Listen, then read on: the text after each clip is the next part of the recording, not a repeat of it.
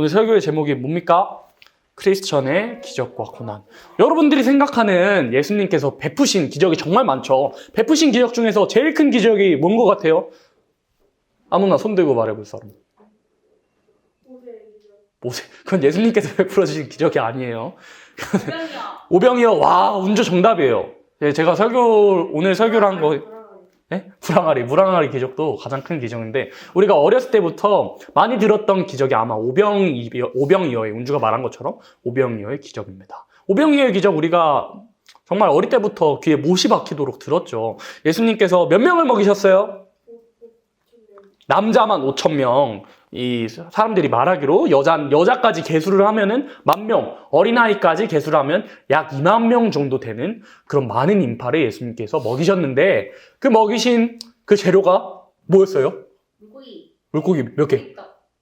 물고기 2마리. 그리고 보리떡 5개, 오병이어로 예수님께서 먹이셨습니다. 근데 이 기적을 행하실 때 우리가 알 수 있는 것은, 오늘 말씀을 통해서 배워보겠지만, 빈들에 가실 때 예수님께서 오셨다는 그 소문을 듣고 여러 고을, 여러 마을에서 예수님을 만나러 왔어요. 그 여러 마을, 여러 고을에서 예수님을 만나러 왔을 때 예수님께서 그 사람들에게 어떤 능력을 행해 주시냐 할 때 병도 고쳐주셨어요. 그리고 또 말씀을 가르쳐 주셨어요. 근데 저녁이 된 거예요. 시간이 저녁이 됐는데 예수님께서 그 사람들, 멀리서 온 사람들 굶어가지고 보내면 예수님께서 마음이 아프실까요? 안 아프실까요? 마음이 아프신 거예요. 그래서 예수님께서 불쌍히 여기시고 행하신 그런 기적이었습니다. 첫 번째로는. 그리고 본질적으로는 당신이 생명의 떡이심을 나타내는 그런 기적임을 우리가 알 수가 있었습니다. 그래서 이렇게 오병이어의 기적을, 이 그림 한번 보세요. 오병이어의 기적. 와, 이거 사람 셀 수도 없겠죠. 그렇게 셀 수 없는 그런 인파들을 예수님께서 먹이셨습니다. 마태복음 14장 16절로 21절 같이 읽어볼까요? 예수께서 가라사대 갈 것 없다. 너희가 먹을 것을 주라. 제자들이 가로되 여기 우리에게 있는 것은 떡 5개와 물고기 2마리 뿐이니이다. 가르사대 그것을 내게 가져오라 하시고 무리를 명하여 잔디 위에 앉히시고 떡 5개와 물고기 2마리를 가지사 하늘을 우러러 축사하시고 떡을 떼어 제자들에게 주시매 제자들이 무리에게 주니 다 배불리 먹고 남은 조각을 12바구니에 차게 거두었으며 먹은 사람은 여자와 아이 외에 5,000명이나 되었더라. 그러니까 남자만 5,000명, 아이까지 계수하면 약 20,000명 정도 되는 그런 인파를 먹이신 거예요. 근데 예수님 입장에서 오병이어는 그런 기적이었습니다. 일단 너무 불쌍했어요, 사람들이. 여러 마을, 여러 고을에서 와서 병도 고침도 받고 말씀도 들었는데 배고프게 가는 걸 예수님께서 아셨어요. 예수님께서 어떻게 아시냐? 예수님도 배가 고프셨을까요? 안 고프셨을까요? 예수님도 배가 고프시기도 하는, 시장하시기도 한 것을 복음서를 통해서 알 수 있고, 예수님 당신도 인간의 몸, 연약한 몸을 입고 오셔서 당신이 복음을 전하실 때 너무 힘들어서 우물가에 풀썩 주저앉기도 하는 그런 일도 복음서에서 통해서 알 수가 있었습니다. 그래서 먼저 불쌍히 여기셨고요. 본질적으로는 당신의 생명의 떡이심을 나타내는 사건이에요. 왜냐하면 이후로 쫓아다니는 사람들이 있었어요. 와! 그러니까 그 사람들 입장에서는, 그 무리들 입장에서는, 와, 예수님, 내가 생각하는 그런 욕구를 채워주고 니즈를 채워주고 내게 떡을 먹여주시고 내게 음식을 주시는 분이시네 하면서, 와, 이 사람은 진짜 대단한 위대한 선지자다 하면서 예수님께서 산으로 가시는데 무리가 쫄래쫄래 쫓아가요. 그러니까 예수님께서 뭐라고 말씀하세요? 뭐라고 말씀하시냐면, 예수님께서 어떻게 말씀하시면, 너희 나 좋아해서 온 거 아니잖아. 너희 떡 먹고 배불러서 온 거잖아. 또 배부르고 싶어서 온 거잖아. 근데 내가 산떡이야. 하늘로서 내려온 산떡이고, 나의 살을 먹으면, 이 내 떡을 먹으면, 내 육체를 먹으면 너희가 영원히 살아. 이렇게 말씀하시니까 사람들이 어떻게 반응하냐면, 오면 떡 줄 줄 알았는데? 오면 배고픔이 해결될 줄 알았는데? 앞으로도 해결될 줄 알았는데? 오면 내 니즈, 내 욕구, 내가 바라는 것 다 채워질 줄 알았는데? 내가 바라는 예수님은 정말 슈퍼스타, 이 로마의 식민 지배를 다 끝내주실 분인 줄 알았는데 하면서 다시는 예수님을 쫓지 않고 돌아갔다고 합니다. 요한복음 6장 14절로 20절 같이 읽어볼까요? 요한복음 6장 14절로 20절 같이 읽겠습니다. 그 사람들이 예수의 행하신 이 표적을 보고 말하되 이는 참으로 세상에 오실 그 선지자라 하더라. 그러므로 예수께서 저희가 와서 자기를 억지로 잡아 임금 삼으려는 줄을 아시고 다시 혼자 산으로 떠나가시니라.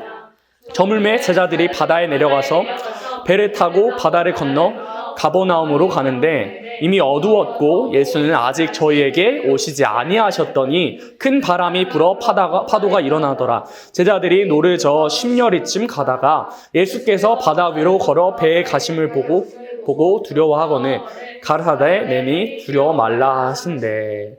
아멘. 그 임금을 삼으려는 줄 알고 다 보내시고 나서 이 무리들이 예수님을 쫓지 않고 나서 다시 혼자 산으로 떠나가시는데 갑자기 이 예수님께서 이 오병이어의 기적을 행하신 시간은 언제죠? 언제쯤이죠? 점심이에요, 저녁이에요? 저녁입니다. 저녁 때 배고프니까 그런 기적을 행하신 거예요. 저녁 때, 그러니까 날이 다 저물고 나서 제자들이 느닷없이 갑자기 바다에 내려가 있어요. 다시 볼 거지만 이 제자들이 바다에 내려갔는데 배를 타고 바다를 건너 가버나움을 향해서 딱 가는데 이미 어두웠고 예수님은 아직 저희에게 오시지 아니하시고 혼자 기도하러 산으로 떠나가신 때 큰 바람이 불어가지고 파도가 일어납니다. 근데 여기서 알 수 있는 것은 이 바다는 바다가 아닙니다. 놀랍죠? 이 바다는 바다가 아니라 갈릴리 호수입니다. 근데 갈릴리 호수를 레이크라 안 하고 번역상에서는 C라고 해요, C. 왜 그러냐면 이 갈릴리 호수인데 호수가 너무 커가지고 바다처럼 보이니까 호수라 안 하고 바다라 그럽니다. 레이크가 아니라 C라고 표현합니다. 근데 예수님께서 언제쯤 시간이 지났을까? 바다 위로 걸어갈 때 예수님께서 가까이 오심을 보고 두려워하는 그런 일들이 있었습니다. 자, 그럼 오병이어의 기적을 봤을 때 오병이어 기적이 끝나고 나서 제자들 입장에서는 어땠을까요? 제자들 입장에서 오병이어는 어땠을 것 같아요? 신기한 기적. 사람들이랑 별반 다를 것 없는 기적이었습니다. 사람들 입장에서 오병이어의 기적은 내 니즈, 내 욕구 채워주시는 그런 기적이었는데 제자들 입장에서 오병이어의 기적도 별반 다르지 않았어요. 우리가 이걸 어떻게 알 수가 있느냐. 세베대의 어머니가 두 아들 데리고 치맛바람 흔들면서 예수님께로 나옵니다. 어떻게 말해요? 세베대의 어머니가 내 아들 좌편 우편에 앉게 해달라고 그렇게 말합니다. 그러니까 제자들 어떻게 해요? 와, 진짜 부럽다라고 하나요? 정말 화를 내면서 노합니다. 어떻게 노하냐? 엄마 붙들고 와서 지금 좌편 우편 하면서 뭐 하는 거냐라고 말하기도 합니다. 제자들 입장에서는 성령 받기 전에는 로마 식민 지배를 끝내고 내게 안식을 주시는, 마치 우리가 바라는 천년왕국이 바로 이루어지시는 그런 분인 줄 알았다는 겁니다. 제자들이 몹시 화를 내는 이유는 다들 한자리 하고 싶은 욕심들이 성령 받기 전에는 다 있었던 것입니다. 그래서 그랬을 것 같아요. 제가 제자들이었다면. 제 엄마 데리고 와서 지금 뭐 하는 거야? 나도 한자리 하고 싶은데 하는 그런 마음을 다 제자들도 가지고 있었다는 것입니다. 그런 제자들이었기에 오병이어의 기적을 보고 제자들이 어땠을까요? 우리가 아는 오병이어의 기적, 참 놀라운 기적을 보고 광주리가 12광주리나 남는 오병이어의 기적을 보고 우리 제자들이 어떠한 마음을 가졌을지 마태복음 14장 22절로 27절에서 유추를 할 수 있습니다. 마태복음 14장 22절로 27절 같이 읽어볼까요? 예수께서 즉시 제자들을 재촉하사 자기가 무리를 보내는 동안에 배를 타고 앞서 건너편으로 가게 하시고 무리를 보내신 후에 기도하러 따로 산에 올라가시다 저물매 거기 혼자 계시더니 배가 이미 육지에서 술이나 떠나서 바람이 거슬림으로 물결을 인하여 고난에 당하더라. 밤 사경에 예수께서 바다 위로 걸어서 제자들에게 오시니 제자들이 그 바다 위로 걸어오심을 보고 놀라 유령이라 하며 무서워하여 소리 지르거늘 예수께서 즉시 일러 가사대 안심하라 내니 두려워 말라. 예수님께서 어떻게 하셨냐면 이 무리가 이 예수님 임금 삼으려고 산으로 쫓아왔다 그랬잖아요. 그 무리를 보내는 동안에 제자들이 재촉하셨습니다. 왜 제자들이 재촉하셨냐?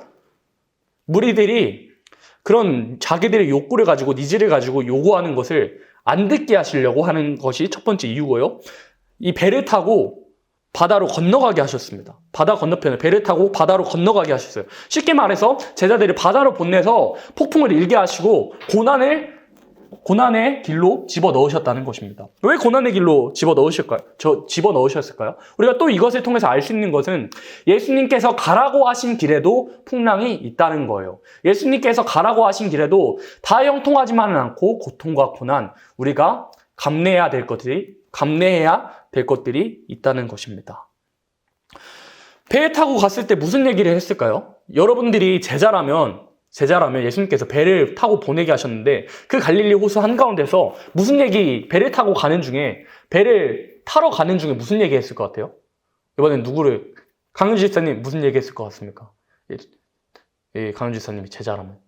제가 제자라면요, 이 오병이어의 기적을 보고, 그땐 성령 받기 전이었으니까, 와, 이거 줄 진짜 잘 탔다. 와, 이분이야말로 진짜 메시아다. 와, 이분이야말로 내 욕구, 네 집 다 채워주시고, 내가 원하는 것, 이 지금 제자들의 직업이 보통 뭐였어요? 어부였어요. 정말 천대받는 그런 직업. 그런 천대받는 내가, 와, 예수님, 진짜 대단한 예수님 앞에서 내가 이 길 잘 따라가기만 하면 내가 진짜 출세하겠다. 이런 대화들을 말은 안 했을지라도 그런 마음을 가지고 있었을 것입니다. 그렇기 때문에 배에 탔을 때 갑자기 풍랑을 예수님께서 일으키세요. 예수님께서 가라고 하신 길에.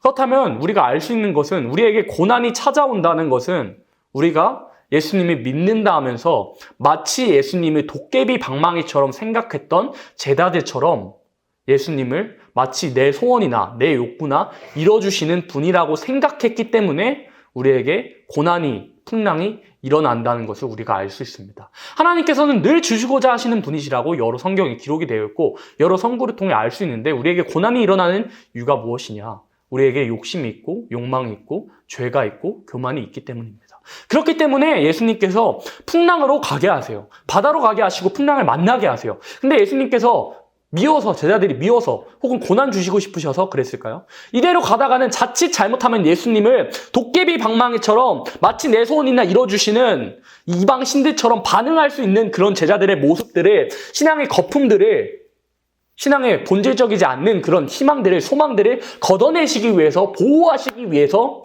그런 풍랑 가운데로 인도하셨다는 겁니다. 그렇다면 우리 삶 속에서도 똑같은 거예요. 우리에게 고난이 일어나는 것은 하나님께서 우리 미워서 하시는 것이 아니라 우리에게 있는 신앙의 거품들을 풍랑 가운데서, 고난 가운데서 제자들처럼 그런 나의 욕망들을 버려버리라고, 바다에 버려버리라고, 고난 가운데 버려버리라고 우리에게 고난의 시간들을 허락하신다 이겁니다. 그렇다면 제자들이 풍랑이 일어났을 때 그럼 그때는 무슨 대화를 했을까요? 전처럼 와, 우리 한 줄 진짜 줄 잘 탔다 이런 얘기는 했을까요? 아니요. 여러분들 아파 보셨어요? 그 저 같은 경우는 위가 안 좋아서 위가 자주 꼬이거든요. 장도 자주 꼬이고.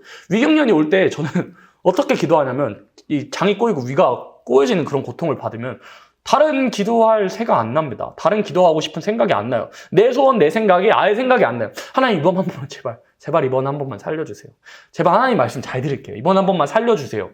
라는 고백과 기도가 나오게 되는 것을 저는 압니다. 그렇다면 풍랑 가운데 있던 제자들은 더 이상 예수님의 도깨비 방망이처럼 생각을 못했을 거예요.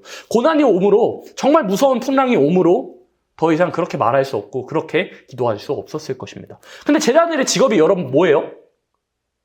어부예요. 근데 어부인데 제자들은 평생을 어부로 살았어요. 평생을 어부로 살았으면 그 풍랑을 어떻게 대처해야 될지 알았을까요? 몰랐을까요?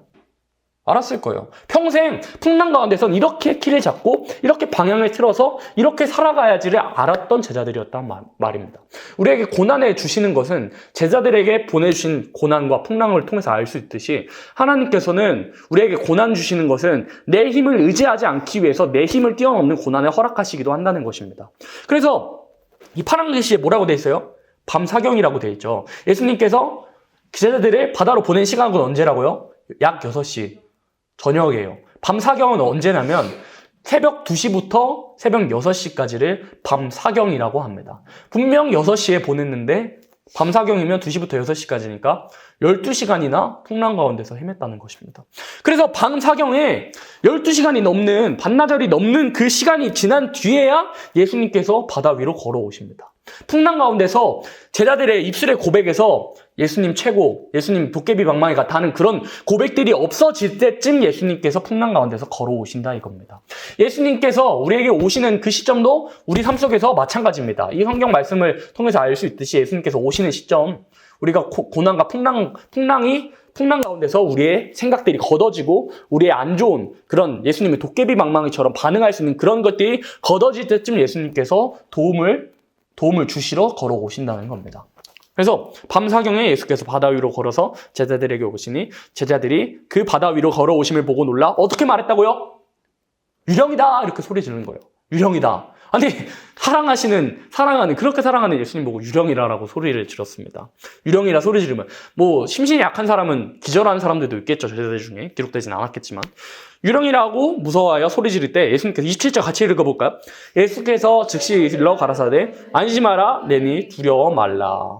여기서 안심하라, 내니 두려워 말라 하셨는데, 저는 이제 군대에서 초소한가 이 바다 가운데서 당직을 섰기 때문에 폭풍 소리를 정말 수도 없이 많이 들어봤고, 저는 번개가 떨어져 보기도 하고 정말 폭풍 소리를 많이 들어봤기 때문에 이 상황 속에서 예수님께서 어떻게 말하셨는지 짐작이 갑니다. 여러분, 폭풍이 치고 있어요. 폭풍이 치고 있는데 쟤네들이 유령이라고 막 소리 지르고 기절하고 있는데 예수님께서 오셔서 어떤 목소리로 말씀하셨을까요? 다정하게 안심하라, 내니 두려워 말라 이렇게 말씀하셨을까요? 아니요. 폭풍이 가운데서 사람이 대화를 하려면 소리 지르지 않고서는 대화가 안 돼요. 정말 다정하게 말하면 대화가 안 돼요. 그래서 예수님께서 이렇게 말씀하셨어요. 안심하라, 내니 두려워 말라, 정신 좀 차려라, 나다. 이렇게 소리를 지르셨을 겁니다. 폭풍 속에 있어 본 사람은 압니다. 그렇다면 우리 삶 속에서 폭풍이 일어나고 있을 때 풍랑 가운데 예수님께서 내 욕구, 내 욕심 때문에 허락하신 고난 가운데 예수님의 음성을 조금이라도 희미하게 들었다면 그건 여러분들한테 다정하게 안심하라, 내니 두려워 말라 하신 음성이 아니라 아들아 딸아 정신 좀 제발 차려라. 제발 풍랑 보지 말고 풍랑 가운데서 제발 정신을 차려서 나만 바라봐라 하고 소리 지르는 예수님의 음성임을 복음서를 통해서 알 수가 있는 것입니다. 그러나 예수님께서 풍랑 가운데 걸어오실 때 제자들이 유령이라 외치는 그런 순간에도 우리를 안심시키기 위해서 소리 질렀던 예수님임을 알 수가 있습니다. 자, 그랬더니 누가 어떤 제자가 반응합니까? 많은 12제자가 있었지만 어떤 제자? 딱 한 사람만 반응합니다. 베드로가 반응합니다. 헌지 잘했어요. 마태복음 14장 28절로 33절 같이 읽어볼까요? 베드로가 대답하여 가로되 주여 만일 주시어든 나를 명하사 물 위로 오라 하소서 한데 오라 하시니 베드로가 배에서 내려 물 위로 걸어 가되 바람을 보고 무서워 빠져가는지라 소리질러 가로되 주여 나를 구원하소서 하니 예수께서 즉시 손을 너밀어 저를 붙잡으시며 가라사대 믿음이 적은 자여 왜 의심하였느냐 하시고 배에 함께 오름에 바람이 그치는지라 배에 있는 사람들이 예수께 절하며 가로되 진실로 하나님의 아들이로소이다 하더라. 베드로만 반응을 합니다. 12제자가 있지만 사랑하는 요한도 반응하지 못하고 여기서 베드로만 반응을 합니다. 베드로가 성격이 되게 다혈질이에요. 보면은 화도 많고 두려움 없이 막 나아가는 겁없는 그런 사람이었어요. 정말 행동으로 바로 옮겨버리는 행동파였던 제자였던 베드로였습니다. 근데 베드로가 대답하되 여기서 만일 주시어든 나를 명하사 물 위로 오라 하소서 한데 근데 여기서 베드로가 어떻게 나갔을까요? 저 같은 경우는 이제 훈련소가 해군이다 보니까 해군에서 훈련소를 할 때 이 5m 정도 되는 그런 다이빙대에서 떨어지는 훈련을 한 적이 있어요. 밑에 수심이 5m 정도고. 근데 그 훈련을 할 때 겉으로 봤을 때는 와 이거 정말 쉽겠다고 봤는데 밑에 안 보이는 거예요. 땅이 안 보여서 와 이거 가면 죽겠다라는 마음으로 진짜 무섭게 근데 교관이 뒤에서 밀어버리니까 특수부대 교관이 뒤에서 밀어버리니까 그냥 떨어지긴 했는데 그렇게 나갔을까요? 베드로가? 아니요. 베드로는 담대한 그런 사람이었습니다. 만일 주시어든 나를 명하사 물 위로 오라 하소서 한데 29절에 오라 하시니 베드로가 배에서 내려 담대하게 물 위로 걸어서 예수님께 갔던 그런 베드로였습니다. 담대하게 나갔다 이겁니다. 믿음으로 담대하게 나갔다 이겁니다. 물 위로 걸으니까 물 위로 진짜 예수님처럼 걸었어요. 근데 30절에 뭐라고 돼 있어요? 빨간 글씨에 바람을 보고 무서워 빠져가는지라. 정말 베드로에게도 믿음의 간증이 있습니다. 이렇게 물 위를 걸은 일도 사람으로서는 할 수 없는 일이에요. 우리도 마찬가지예요. 우리에게 베풀어 주신 믿음의 간증들, 운주도 있고 우리 모두에게 다 믿음의 간증들이 적어도 최소 한 가지씩은 있지만 베드로가 그랬던 것처럼 예수님이 믿고 나아간 길에도 우리의 포커싱이, 우리의 초점이 흔들리는 일도 있다는 겁니다. 그래서 바람을 보니까 어떻게 돼요? 무서워서 빠지게 됩니다. 그래서 베드로가 소리 질러 가로되 주여 나를 구원하소서 하니 예수님께서 손을 좀 늦게 내미셨을까요? 즉시 내미십니다. 31절에 예수께서 즉시 손을 내밀어 저를 붙잡으시며 가라사대 믿음이 적은 자여 왜 의심하였느냐 하시고 예수님께서는 순간이동도 하실 수 있는 분이시고 순간이동을 하셨다는 그런 유추해 볼 수 있는 구절들도 여러 구절이 있지만 이 구절에서는 예수님께서 즉시 손을 내밀었다고 말씀을 하시고 또한 이 순간이동을 했다는 그런 행적이 안 기록됐다는 걸 봤을 때 예수님께서 베드로가 물에 빠져 들어가는 동안에도 베드로 코 앞에 있었다는 겁니다. 즉시 손을 내밀었다 그랬어요. 그렇다면 베드로 입장에서 베드로 시선에서 지척에 지척에, 베드로의 지척에 예수님의 손이 있었다는 겁니다. 우리의 삶도 마찬가지예요. 우리 삶에 예수님을 믿어서, 담대하게 믿어서 나아가는 중에도 초점이 흔들리는 일이 있고, 초점이 흔들리는 와중에도 예수님의 손은, 하나님의 손은 우리 가운데, 우리의 늘 지척에 늘 있다는 것입니다. 그래서 예수님께서 즉시 손을 내밀어서 저를 붙잡으시며 가라사대 믿음이 적은 자야 왜 의심하느냐 하시고, 배에 함께 오름에 바람이 그치는지라. 배에 함께 오름에 바람이 그치는지라. 배에 함께 오름에 바람이 그치는지라. 이 정말 저는 중요한 구절이라고 생각하거든요. 배에 함께 오름에 바람이 그쳤어요.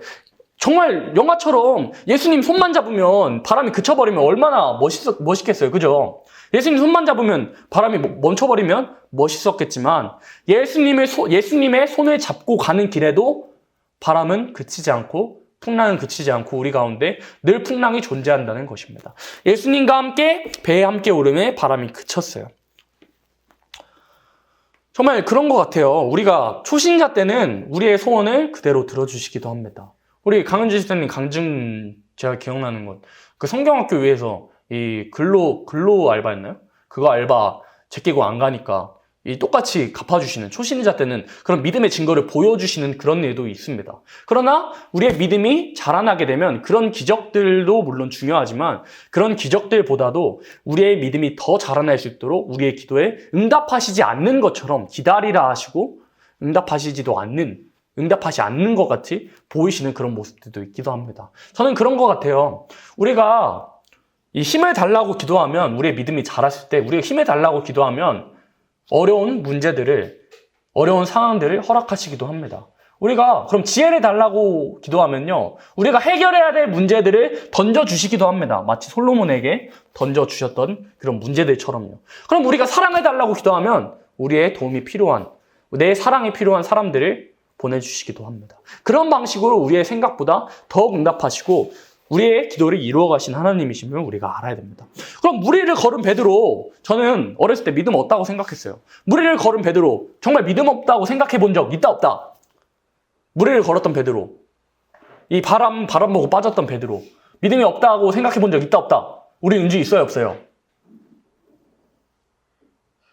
모르겠어요. 현재 있어요 없어요? 베드로가 믿음 없다라고 생각해 본 적 있어요 없어요?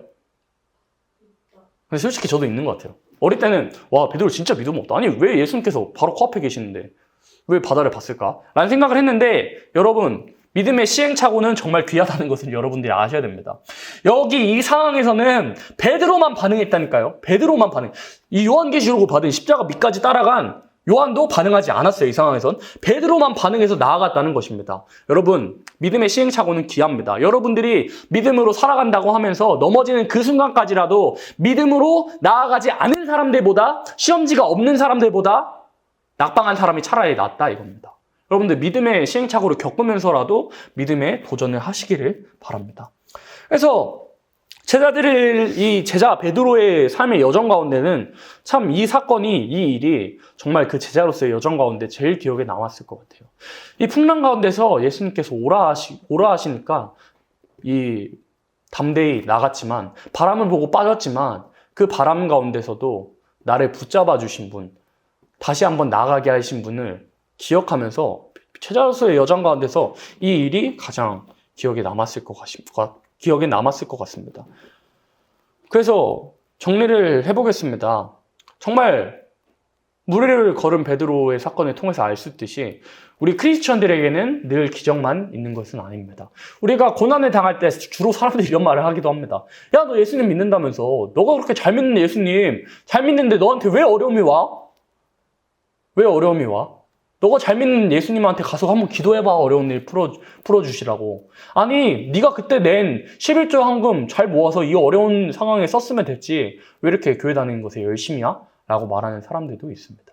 그러나 이 사건을 통해서 알 수 있듯이 우리에게 고난을 주시는 건 고난 가운데 내 신앙 가운데 무뎌진 예수님을 향한 갈망과 사랑과 그 사랑 대신 차오른 나의 욕망과 죄와 욕구를 걷어내시기 위한, 신앙의 거품을 걷어내시기 위한 하나님께서 역사하시는 보호하심이라는 것을 여러분들이 아셨으면 좋겠습니다. 히브리서 13장 8절 같이 읽을까요? 예수 그리스도는 어제나 오늘이나 영원토록 동일하십니다. 그때 살아 역사하셨던 예수님께서 오늘도 살아 역사하십니다. 그때 무리를 걸었던 베드로의 이야기가 오늘 우리들의 이야기입니다. 믿음으로 나아간 우리들의 이야기입니다. 우리가 믿음으로 많은 간증들이 있지만 풍랑을 보고 빠지기도 합니다. 세상을 보고 두려워하기도 합니다. 그러나 우리들은 그렇지만 여호와의 손이 짧아서 구원하지 못함이 아니라고 분명히 말씀하신 말씀 의지하여서 예수님의 이름을 부를 때 예수님의 도움은 언제나 우리 지척에 있다는 것을 기억하고 예수님의 손을 붙들며 나아갈 때 우리는 고난 가운데서도 기적을 볼 줄 믿습니다. 그래서 한 주를 살아갈 때 우리 청년 여러분들은 예수님의 기적을 믿으면서 고난 가운데에서도 역사하시는 예수님의 손을 꼭 붙들고 가 다스리는 그의 나라에 들어가기까지 예수님과 늘 동행하시는 우리 청년들 되기를 예수님의 이름으로 축복합니다.